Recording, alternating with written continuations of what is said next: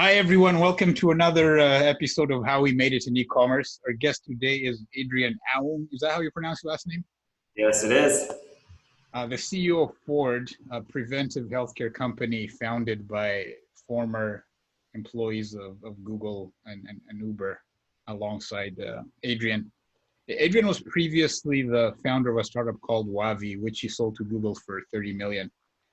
He's also a prolific angel investor with dozens of successful bets to his name, including companies like Pinterest and ClassPass that was recently a guest here. So welcome to the show, Adrian. Thanks for doing this. Thank you for having me. Really appreciate it. Excited to be on. Yeah, so let's get started. From your website, Ford's slogan is personalized preventive healthcare, and I believe the company was founded on the premise that 40% of deaths from leading causes are preventable. And so you'd like to do something about that. Could you briefly explain how the service works? Who is your target audience? Does it replace traditional health insurance? Yeah. So one of the things that we realized in the world of healthcare is that most people, when they try to improve the world of healthcare, they really kind of always take a what I call the widget approach, right? They kind of build their widget, they send it into the existing world of healthcare, and they hope overnight that the world of healthcare is going to all of a sudden start playing nice. We're a little skeptical of that approach. So we decided to say, well, what would happen if we rethought the entire healthcare industry from the ground up? What would it look like if you literally kind of started to rebuild every single part of it from first principles and from scratch? So what we did is we started by building our own doctor's offices, right? And so we're fully vertically integrated. We build our own hardware, we build our own software, we run our own labs, we have our own doctors. Soup to nuts, we are the whole experience. We have locations all across the United States. We have locations in San Francisco, LA, Chicago, New York, DC, and a whole bunch popping up all around the country as we speak. I'm sure I missed a couple cities. I'm sure somebody's going to scream at me later for that. And the way that it works is, normally when you go to the doctor, it's super reactive, right? It's like, I'm here for the rash, we deal with the rash, we send you on your way. And so we know rashes aren't what's killing people, right? We know it's the heart disease, the cancer, the blood pressure. And so when people walk into a Ford, we take the time to get what we call a baseline of understanding of their health. We do that by using a few different technologies we've developed. The first is when you start by walking into a Ford, you start by walking up to this big, beautiful body scanner that we've developed. It's a really great piece of hardware. It's nice, beautiful. You stand on it, and in just a few seconds, it takes a bunch of your biometrics, things like your temperature, your heart rate, what's called your pulse oximetry, which is a measure of how much oxygen is pumping from your lungs into your bloodstream. We actually built even some features that are coming soon, things like an EKG or even things like taking your respiratory rate. And then what it does is it kind of takes all of these kind of biometrics, channels them into the exam room for you and the doctor to go over shortly. The second thing that we do is that we draw some blood. Now, normally when you go to the doctor and they draw that blood, it's farmed out to some lab somewhere. Results come back, I don't know, 3, 4, or 5 days later. So you and the doctor are kind of flying blind during the appointment. We didn't like that. So at each of our locations, we actually built the blood processing facility right there on site so we can process your blood live. We actually get the results straight into the exam room in under 12 minutes. We, after the blood, can actually even sequence your DNA so that we can start to look for which diseases, your genetics tell us which diseases you're more at risk to develop in your coming few decades of life, so we can start to build preventative plans for them. So all this information is channeled into the exam room. So when you walk into the exam room, there's a big, beautiful touch screen on the wall. It's kind of our pièce de résistance. It's what we call the Ford Smart Screen. It's got a model of your body on it, and it's overlaid all the information that we've learned about you. Anything that you and your doctor talk about, the information is actually picked up by the screen in almost a Siri-like interface. Any sensors your doctor uses, if they take a stethoscope to you, you can actually see it live on the screen right there in front of you. And the idea is to build an incredibly rich profile of understanding of everything that's going on with your body. So we have all the information necessary to build the best preventative treatment plans that are personalized to you. But we don't call it there. We don't say, okay, good luck, we'll see you in a year. We actually send you home with treatment plans and continue to monitor your progress throughout the year. So via your smartphone and your mobile app, we have automated kind of bots that will check in with you and monitor your progression towards your goals over time. And we have a 24/7 team worldwide that's just monitoring those metrics to ensure you're always making progress towards your goal, and we're always there for you. So you then said, well, who's your target audience? Well, at the end of the day, we're working on healthcare. So who isn't our target audience, right? I mean, you tell me the person who isn't going to die, and I'll tell you that person is probably not going to be our customer. But at the end of the day, we all have health problems. I know you're probably thinking, no, I'm young, I'm healthy, but like at the end of the day, I don't know. Whenever people tell me they're healthy, I go, really? Does that mean you're not going to die? Because I think I'm going to die and I feel healthy too. So at the end of the day, we all have something we can prevent, right? We all need help from a health perspective. And the mistake is that some of us think we feel healthy, and feeling healthy probably isn't the right metric we should be using. You asked, does it replace traditional health insurance? So the way we think about it is we have some members who have health insurance. In addition, we have some members who don't have health insurance in addition. In our perfect world, everybody would have health insurance in addition, but frankly, health insurance is so ridiculously expensive these days. We get why some people don't. Our goal at Ford is to rebuild the entire healthcare system over time. So we're slowly but surely expanding into more and more services. So earlier this year, we launched dermatology, for example, where we now built a sensor, what's called the dermatoscope. It's a handheld kind of high resolution 3D camera. Your doctor can take along your skin to map out your moles and lesions. You see them on the screen in front of you, and it allows us to monitor which ones are becoming malignant. We recently launched our first foray into mental health, which is built into your mobile app. And it's a questionnaire where you answer some questions and allows us to monitor over time, basically your stress and anxiety levels, and allows us to give you treatments and recommendations for it. So what you see is that over time, Ford is slowly but surely expanding our offerings until one day, hopefully many years from now, we've rebuilt the entire healthcare system and you don't even need health insurance. But until then, it's probably a good idea if you can afford it to get that insurance plan. Is that kind of helpful? That is helpful. That's helpful. Very, very impressive how you describe it. This new hardware machine you've built that scans my body and tells me everything that's wrong with me, and detect problems early. And then you have this vertically integrated operation. You have your own doctors. Sounds very impressive, but also sounds very expensive. So what's the typical cost per month?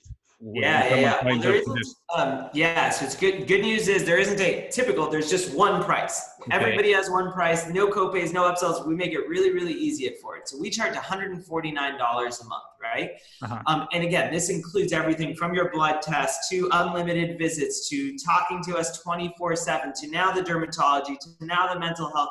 To every single feature we launch is included, period, full stop, in that $149 a month. So you look at that and immediately you start thinking, wait a minute, my deductible on my health insurance, and I'm pretty sure just using my deductible is more expensive than Ford. So what's really funny is that even for people who have fancy health plans, signing up for Ford and using Ford is often less expensive than using the existing health plan that you thought you already paid for. That's how messed up the existing world of healthcare is. Think about the existing world of healthcare. It's like, imagine if you went into an Apple store and you were looking at the latest iPhone. And you're like, hey, this is a pretty cool iPhone. I think I want this. And they were like, take it. It's yours. You leave the store. You're like, that felt pretty good. I kind of like this phone. And then 4 months later, you get a bill in the mail for $832.62. And you're like, what's this bill for? How'd they come to that amount? Oh, too bad. You don't get to know that when you took the phone. We're just going to surprise you with a bill. Good luck. Well, that's the existing world of healthcare. Ford, we didn't like that. So we said, we're going to make it clean and simple. $149 a month. That's it. No surprises, no gotchas, no upsells. That's it. And it includes every single thing that Ford has to offer. Does that make sense? That makes sense. I mean, it sounds, it sounds almost too good to be true. And so your earlier point about your vision is to reimagine and rebuild the whole healthcare system from the ground up, right? So initially, you're going to coexist with the state of things. So most people, I'm assuming that most people will maintain their existing health insurance and also get your 179 plan. But then over time, you hope to wean them off that. Is that Is that how you think about? It's an interesting view of the world. So your view of the world is one of an employed man. I'll tell you that. So it turns out about half of our members are unemployed, right? So imagine you're an Uber driver right now, right? You're driving for Uber and you're like, wait a minute, I don't have health insurance. You go on to the what's called the Affordable Care Act, the exchange, right? So you go to buy your insurance plan. Turns out in California, the cheapest plan is $335 a month. And actually, it's got about a $7,800 deductible. So here's the deal. I can't afford it. And even if I could afford it, I can't afford to use it. So I could sign up for that, or I could sign up for it for $149 a month. And so what you find is that a lot of people are actually just signing up for it in lieu of that insurance. So again, about half of our members don't have insurance. But again, let me go a step further. Now let's pretend you're a McDonald's employee. You have health insurance, but let's be real. It's not very good. And it turns out you might be diabetic. So what's that mean? Well, every couple months, maybe every 2 months or so, you got to go to the doctor, you got to check in. So what's that mean? It means you're skipping work. You go in, God knows your boss is not happy with you skipping work, right? They're threatening to fire you. But even if they're not threatening to fire you, you know you're missing those wages. All of a sudden, you get there, you got to pay for those blood tests, you got to sit in the office for hours on end. You can't afford this. Or you sign up for Ford, you just message us in the app. If you do need to come in for a blood test, you're in and out in 2 minutes. All of a sudden you realize literally even for that McDonald's employee, Ford is a better deal than what they have today. So again, what you find is that kind of across the spectrum, Ford can really, really make sense for a lot of people. I see. Yeah, I am self-employed. I pay for my own insurance, and now you are tempting me to take a serious look at Ford. So we'll have both. That's the best of all worlds. We'll return to this if we have time. Maybe do a deeper dive. But for now, let's move on to the next few questions. So, how has the market received your offering, and what kind of growth rates are you seeing? Yeah, so we're one of those obnoxious companies that doesn't share numbers, but here's what I'll tell you. You can do the math yourself. We've been around just about 4 years, so a little over 48 months. We went from not existing to a national healthcare system. I think we have 11 locations live in nine different geographies right now. You can imagine the market's received us pretty well thus far. It's been an interesting year with COVID. It's funny because, you know, in some ways COVID was a very scary start to the year, right? Mm-hmm. Every business out there, even ignore the fact that we're healthcare, every business was just like, what does this mean? Is this going to be the Great Depression? Is this global pandemic's a very scary thing for a business. Obviously, being in the world of healthcare kind of puts you on the other side of that coin. I don't think anybody should be excited about a pandemic by any stretch of the imagination. But you can look at what it's done for the healthcare industry. There's definitely been some negative aspects, but there's been a lot of positive aspects. I'd say in the long term, one of the exciting things is obviously COVID and its effect on humanity has been really awful. But if there's a silver lining, it's that people are now demanding more from the industry of healthcare. They're demanding a better healthcare product, and there's far, far, far more investment in the field of healthcare, particularly in the technology aspects. And that's really exciting because I think in the long run, if we're going to pay the price of an enormous amount of economic damage, an enormous amount of pain and suffering, hopefully we get a long-term benefit of the world, kind of pivoting towards better healthcare that helps many in the long run. Awesome. So would you say it's hockey stick type of growth that I'm sure your investors crave? Yes or no? It's never that simple, so I'm not going to answer yes or no, but we've been happy with our metrics, my friend. Okay. Then the next question is, your website emphasizes technology and technology solutions to healthcare problems a lot, which is very common among Silicon Valley techie types. There's this book called Geek Hearsay that says, techies often naively think that they can solve every problem with technology. The classic, if your only tool is a hammer, every problem looks like a nail. But there are usually other kinds of impediments preventing adoption of brilliant technical solution: politics, policy, entrenched interest. There's the famous Upton Sinclair saying that it's very hard to get a man to understand something when his income depends on not understanding it. Various pharmaceutical companies, hospitals, they're suffering from that. So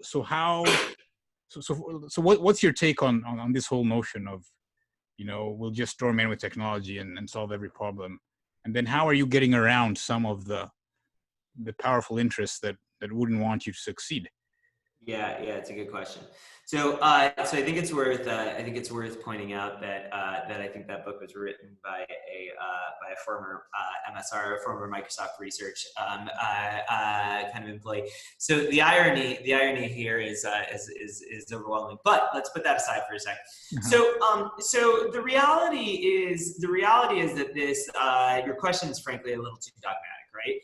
The way I think about it is we're not a technology company, but we're also not a healthcare company. Okay. We don't focus on the industry. We don't worry about entrenched interests. We are for us, it's incredibly simple. We focus on one person and one person only, and that's the person that we're serving. Okay. We call that our members, right? You might call that the customer. At the end of the day, we are a company that builds consumer products. I don't think of myself as being in the healthcare industry the same way that Google doesn't think of themselves as being, filled with librarians, right? Yes, we happen to be doing things that relate to health. Yes, we happen to be doing things that relate to technology. But at the end of the day, we build products that serve people, right? Mm-hmm. And as soon as you lose sight of that, that's where things start to go wrong. If you look at Ford has, to say that we are a technology company is a really kind of convenient label. But at the end of the day, we're about 400, maybe 500 employees right now. And at the end of the day, several hundred of those, maybe 300 of them, they're clinicians, they're nurse practitioners, they're medical assistants, they're doctors, they're registered nurses, and they have a hand in building this product. Some of them are software engineers, some of them are hardware engineers. But you know what? We also have operations, we also have people in facilities, we also have marketers. Every single person has one element in common, which is they are trying to serve the member. We don't forget who we're here for. We don't forget what we're trying to do. The second we start focusing on technology, we become dogmatic, and you're right, everything starts to, we're the hammer and everything starts to look like a nail. The second we focus on healthcare, you have the same problem. The second you focus on the industry, you have the same problem. So we put our heads down and we focus on doing what's right by people. As long as you do that, one day you'll wake up and you'll have done the kind of right thing for the long term. Does that kind of make sense? Yeah, that makes sense. Absolutely. Yeah, I can appreciate the obsessiveness about the customer and what's right for them versus, we're technology or we're healthcare. So yeah, that clears things up. And say you succeed wildly at your goal and you drastically reduce, 40% of preventable deaths in the US. Obviously, the population would grow a lot faster. Do you think we would then have some kind of Malthusian apocalypse where we run out of resources? If you succeeded that well, I mean, there's that possibility. What do you think? Yeah, it's a great question. It's a wonderful question. So let's take the question to the limit for a second, right? Whenever you have a thought experiment, it's really helpful to just kind of go to the limit and say, okay, so by that standard, maybe you're right?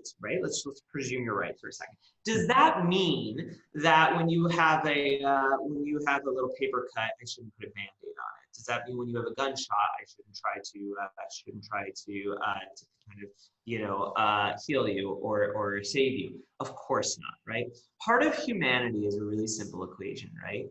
Part of humanity is that we help each other, and we never lose sight of that. And does that mean that we need more technology as the world progresses? Does that mean that we need more technology as the world overpopulates? Does that mean that we need more technology as we consume more resources? Absolutely. That's the game of humanity, right? The game of humanity is that, yes, as we grow in population, there is zero question that we will need to develop more technology to support those people. But I'm a techno-optimist, right? I think that we've come this far, and I think that we're just getting started. And when I look at the power of technology, when I look at the creativity of humanity and the things that we've been able to do just in the last few hundred years, I project out to what we're going to be able to do in the next few hundred. I think that the notion that we shouldn't try to help people that are suffering merely because of some selfish notion that we might overpopulate the planet is borderline absurd. By the way, that's a fairly similar argument that was used with some people in mass genocide in the last century or two. So I'd be really careful with those arguments. But no, I think that pain and suffering in this world needs to end, and we'll put our heads down. We'll keep working on it until we get there. Yeah, good answer. And so just to clarify, I wasn't suggesting that on a one-on-one basis, you don't help an individual who has a gunshot wound or who's had an accident because of overpopulation. But the reality is that if you succeed wildly at a macro level, that's an inevitable outcome at a macro level, right? So I'm not Yes. that was where the question was coming from. Technology begets more technology, and that's the beauty of it, right? Right. We have, one way to think about it is we have succeeded, right? So one way to think about it is that, like, we have succeeded as such, we've created global warming, right? Global warming is a byproduct of the fact that we've succeeded in energy production, we've succeeded in creating society. Like, that's a clear byproduct, and we should go solve that problem. And after we solve that problem, I'm sure we're going to have another problem. That's kind of humanity, and that's the ball game we're playing. Fair enough. Let's shift gears. You recently wrote an opinion piece stating that the reason the American healthcare system is broken, spending more does not lead to better outcomes, is that providers are not directly accountable to users. Most people get healthcare through the government or their employers, and so you're saying that if people buy healthcare directly, the providers are accountable to users, and that will change things. And so you're proposing giving every person $5,000 to pay for their own healthcare, and you cite Singapore as a successful example of this model. So in the US, how would that work in practice? How would we go from where we are today to the model you envision? Yeah, so it's a good question. So I'm proposing this more as a thought experiment than a pragmatic reality. But what I'm trying to get at is really simple, which is today, because you don't have consumer pressure and you don't have competition for consumers, because you have this entrenched interest, and you have misaligned interests, you get a pretty terrible outcome, right? So imagine, like, what industry you would be in today where you think it's okay to walk into a doctor's office and you stand there. Like, imagine one day telling your kids what a doctor's office is like, well, son, I walked into the doctor's office and there's this kind of, this person in a white coat, and I kind of told them what was wrong with me, and they kind of sat there and they divined my condition, and they told me you went to a fortune teller. It's like, no, they weren't a fortune teller. We called them a doctor, but basically doctors are the fortune tellers of our time. Now, how did we end up here? Like, how did we end up in this world? Because doctors are highly educated. Doctors are incredibly well compensated. So, like, what went wrong? And you quickly realize that, like, we haven't set doctors up for success. The industry has given them the most awful tools. You wouldn't, like, imagine if you took your car to the mechanic and you told the mechanic, hey, here's what's wrong with my car. And the mechanic just kind of stood there, kind of looked at your car from a distance and said, you need a new carburetor. You're like, what are you talking about? I'm not giving you $800 for a carburetor. Go plug the computer in. I want to see it on the screen. Until that thing tells me I need a new carburetor, I don't believe you, right? Like, well, where the hell's the computer for my body? Like you wouldn't go up to a software engineer and ask them to build you a website, but not hand them a laptop, which is the sum culmination of all technology in a 2-pound device. But for some reason, it's totally okay to go up to a doctor and say, save my life. And you hand them a stethoscope, which is literally a hollow tube invented in 1816. You remember when you were a kid and you wanted to, like, hear what your parents were saying in the other room, and you, like, took a glass up to the door and held it there? That's a stethoscope. Like, take one, cut it open, it's hollow, there's nothing inside. That's what you're relying on to save your life. Now ask yourself, why did we end up here? How is that the best tool that we're handing our doctors? Well, you quickly realize it's because the incentives of the industry are awful. That health insurer, they're getting paid no matter what, right? They have no incentive to do a better job. So what I want to do is I want to put the power back in your hands. I want you to be able to decide actually what's best for you. Not some random person at Blue Cross, not some random person at United Healthcare that, let's be honest, doesn't give a shit about you. It gets even worse. Today, insurance is paid for the vast majority of people, as you identified, in the United States. It's paid for by the employer. Well, the average person in the Bay Area is with their employer for about 2.25 years. So you ever notice this kind of little nuance, which is like your employer comes up to you and says, hey, you should go get a flu shot, right? But they don't come up to you and say, hey, will you sequence your DNA to understand the heart disease that you're going to have in your 40s and 50s? Wait a minute, why are they asking me to get a flu shot, but not to sequence my DNA to understand the heart disease? Because I'm not going to die of the flu, right? Like probabilistically, that's really unlikely. But that heart disease, that is probably going to kill me. Why are they doing that? Well, again, you're going to probably be with that employer for 2.25 years. You get the flu, you miss a day of work. That heart disease, that's the next guy's problem. That employer doesn't care about that, right? So what you quickly realize is the incentives are massively misaligned. I want to take that control and I want to put it back in your hands. I want you to be in charge of your health.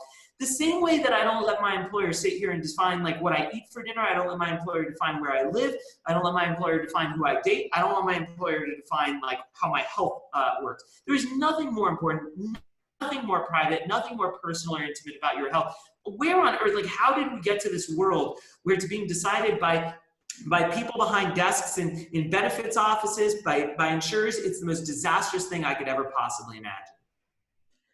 Got it. Wow. You're clearly passionate about the topic and clearly mission driven. Love it, love it, love it. Let's shift gears yet again. What would you say are the main challenges in your business today from a marketing e-commerce business perspective rather than healthcare technology? Yeah, so one of the things that's both exciting and terrifying about a company like Ford is we're in a category of one, right? Nobody wakes up in the morning and says, I want a high-tech doctor's office. Nobody wakes up in the morning and says, I want to pay $149 a month for this new way of doing healthcare. Nobody wakes up in the morning even knowing what Forward is, knowing how to think about it. That's both the challenge and the opportunity, right? And so from our perspective, like, you know, most widgets that you sell on the internet, it's pretty simple. It's like, hey, you were buying this thing over here before, now just buy it from us. Ours is slightly better. But Ford is very different. We have nobody to compare it to. We have no frame of reference. In fact, we're saying like, hey, you didn't even know this thing existed, much less know that you want it. We have to educate you about it and now tell you that you should come buy it.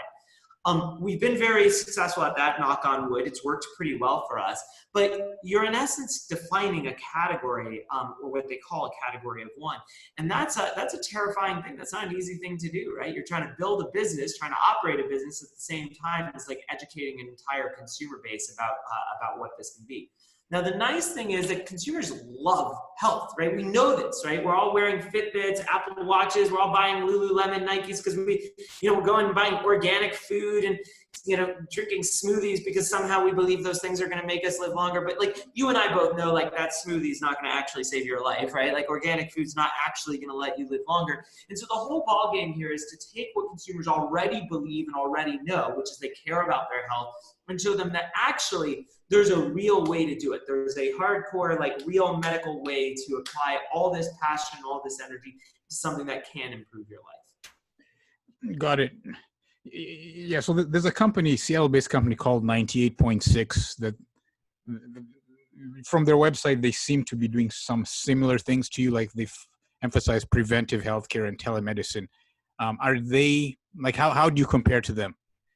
Yeah, so I don't know much about them, but one of the things that I've seen is that there's a lot of companies out there that basically build different features of Forward, right? It's like, I'm going to build a mobile app, or I'm going to build just a piece of hardware. But nobody's stuck them all together and said, I'm going to just rethink the entire problem. Mm-hmm. So a lot of these telemedicine systems, right, where it's like, hey, I'm going to go chat with you, or I'm going to go have a video visit. I love those. I did one the other day where I had a video visit, I was trying somebody's product, and I had a video visit with the doctor, and I had something pretty real going on. And I'm literally talking to a doctor via video, and you know what the doctor said? The doctor was like, oh, I can't deal with that. You should go see a doctor. I'm like, wait, I thought I was seeing a doctor. Like, that's how broken these experiences are.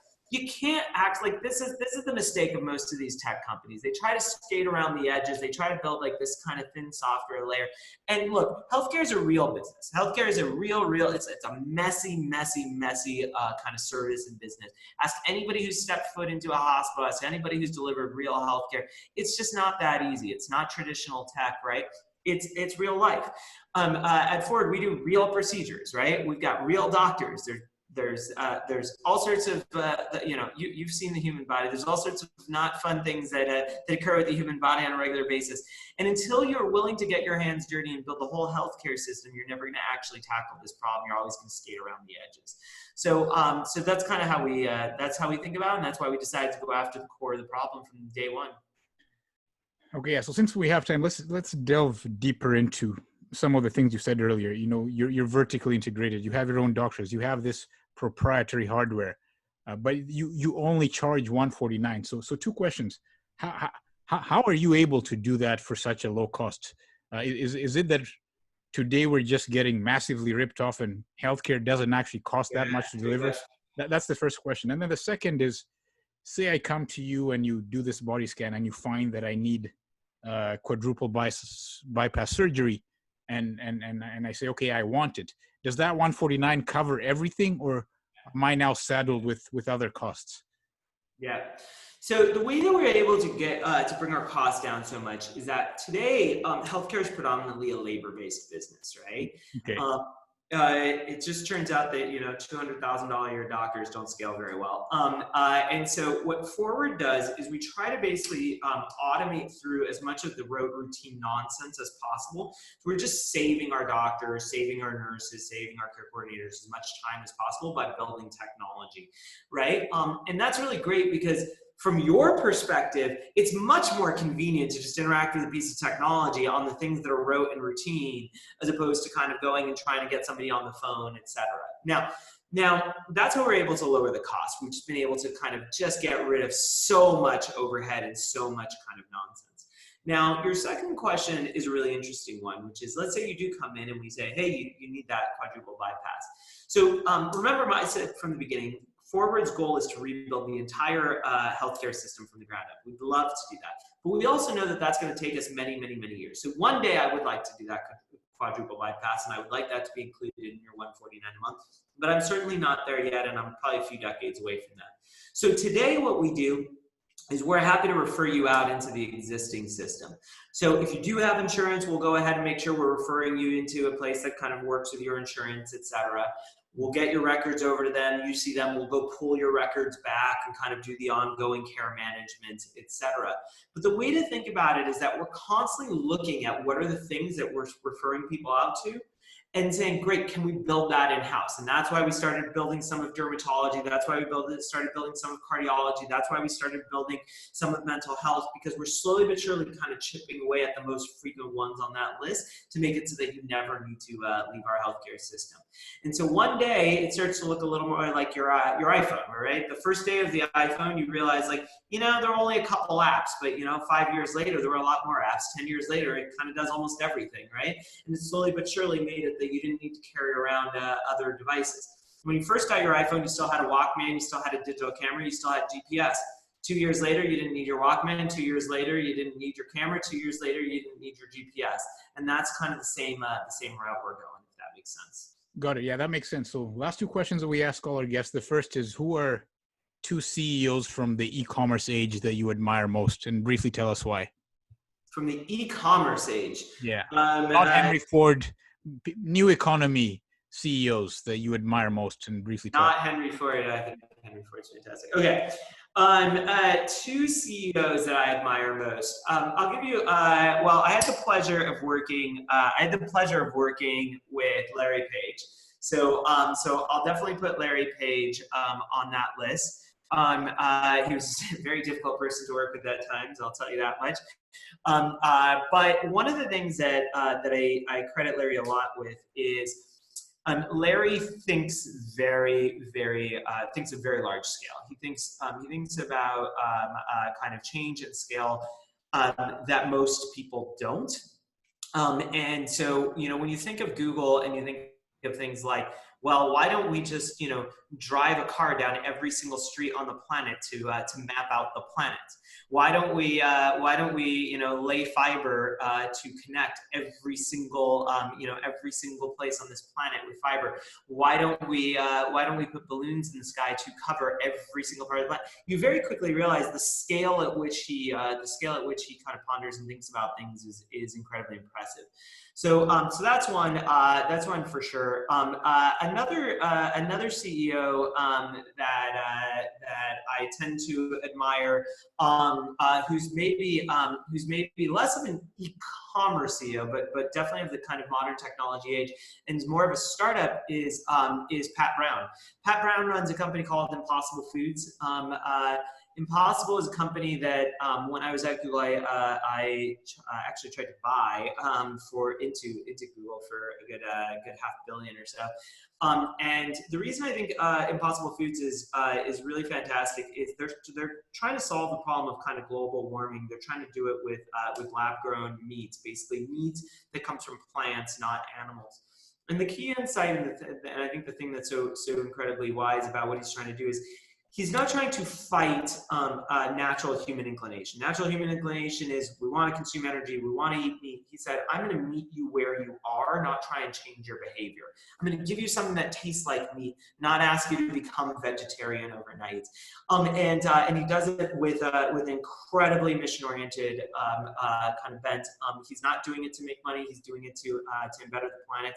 And for that, I'm in awe. And give them a lot of respect. Awesome.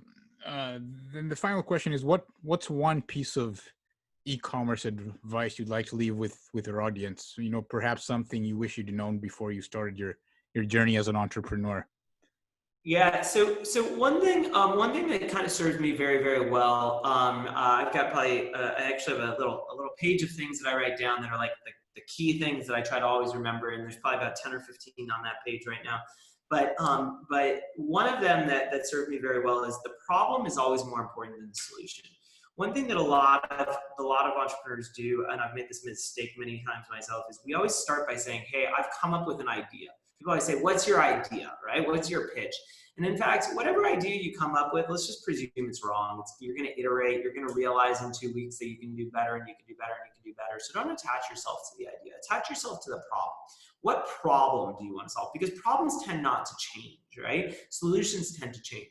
At Ford, we don't think of ourselves as a company that builds high-tech doctors' offices, right? We think of our company that serves people and tries to make them healthier. Today, maybe that the right way to do that is to build doctors' offices and put doctors in them. But you know what? Tomorrow, a better solution might come along.